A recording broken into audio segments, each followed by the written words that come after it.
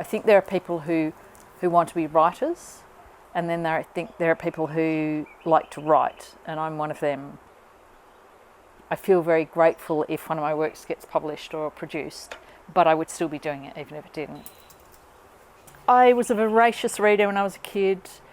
We didn't have a television, we lived in Ceylon back in the 60s. My father was based there, so I just used to read a lot, and I loved it. I went and did an arts degree where I did every literature unit that I possibly could: American literature, English literature, poetry, Australian literature, drama, everything. And then I got into drama school. It was a very traumatic time, actually. It was a very difficult time. I didn't enjoy it at all, and I suffer from performance anxiety, as it turns out, which is not great for an actor. I wake up one morning to find that my heart is missing from my chest.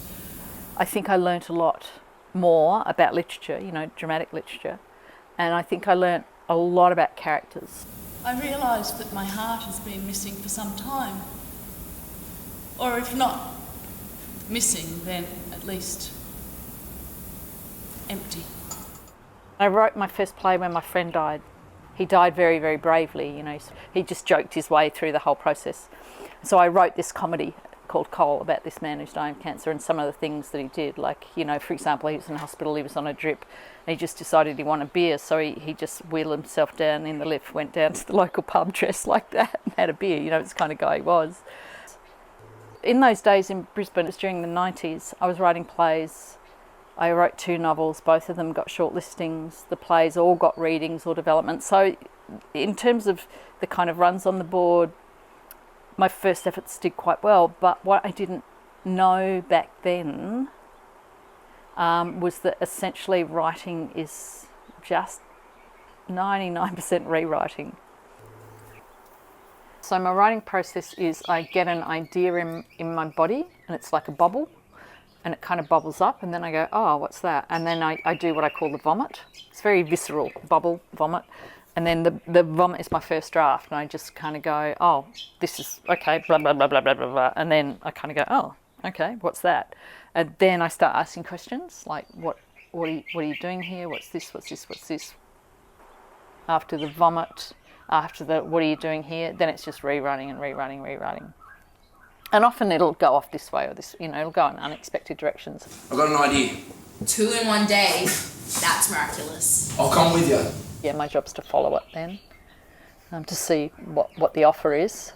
It's not that bad. You got a tissue? Can't do blood. Huh? I thought you were going to be a doctor. Get away, Jesus! Whoa! I've got a friend who's a writer, and she plots everything. She plots everything on cards and then writes the story that she's plotted on the cards. And that would drive me nuts, because to me the fun is, oh, we're going there, woohoo. So it's kind of like you're constantly on holiday, because you're constantly going to these surprising places. So the joy of it for me is in that writing, is in that unexpected surprise that happens on a daily basis, actually. Yeah. Oh my God! I'm not even religious. It's not a logical process for me. I don't kind of go, oh, and then, but at some point I'll go, okay, well, what is the central question? Like, what's driving this work? And I have no idea what the answer is. And so writing is a process of trying to solve something or trying to probe into something further. It will often come from the characters. And even though I've created the characters, it doesn't mean I necessarily know what they're doing there until later. Often I find that out through dialogue. So I literally hear voices in my head, so I write that down, and then as they're going, I'm kind of, you're saying that. I guess just living in imaginary worlds with imaginary people. So, I'm never bored, I'm never lonely. I've got this kind of whole, mass of humanity seething around in my head all the time. The story of How I Lost Hearts is a woman in a camper van with a dog. You ready? I asked the dog. She grins her toothless, panting grin. I give her a leg up and we hit the road. She drives from Darwin to Sydney to see the spot where her friend was killed, and she puts her hand in the water and she feels the DNA of her friend Savannah really strongly. Let it float out to sea. And let her go now. Just let her go. And the central question of that one was, how do you let go of a life? And for the character, the protagonist called Mott, that was 2 things. It was how do you let go of the life that you're stuck in? And then it was also how do you let go of someone who's died? You know, how do you let go of that enough to move on? I don't mean erase the memories, I just mean how do you stop being stuck in grief, really? I don't have it so much anymore because I've learnt how to override it. But in the early days, this thing about writing a draft and then not seeing it through to the next draft, that was very much fear. That self-doubt became literally paralysing. And I ended up at a psychiatrist, and he was fantastic. And I was telling him about this voice on my shoulder going, meh, meh. And he said, so who do you think that voice is? And I said, oh, it's my mother. And he just went, I'm sorry, how long has your mother been dead? And I said, oh, I don't know, 3 years. He said, yeah, that's not your mother, that's you.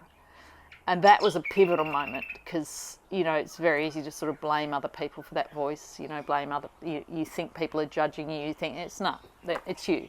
So my thing is don't feed that voice. And then I realised I could literally just go, that's why to me writing takes so much courage, because you have to actually acknowledge those doubts, that negative voice, that kind of all permeating thing.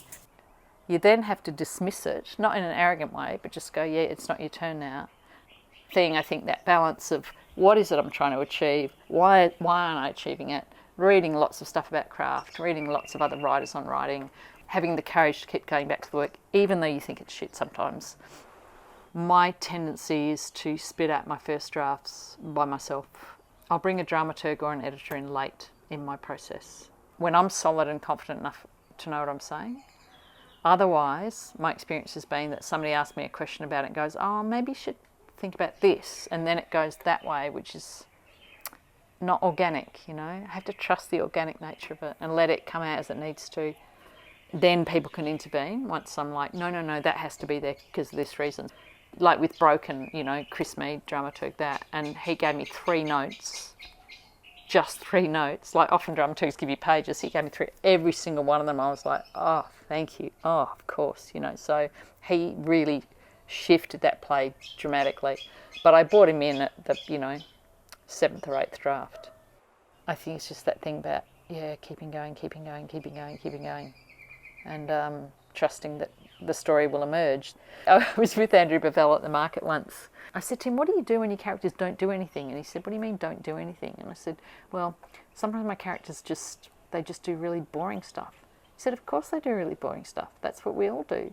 So you just follow them around, watch them clean their teeth, and then you watch, he said, and eventually they have to do something interesting. And then he said, your job is just to edit all the boring bits out. And I thought that was a kind of nice way of looking at it. You know, you don't sort of just conjure up this amazing story, and it's you do have false starts, you go down false roads, and the hard part's the editing and coming back and going, does that really belong there? Nope, it doesn't. Does that belong? No, it doesn't.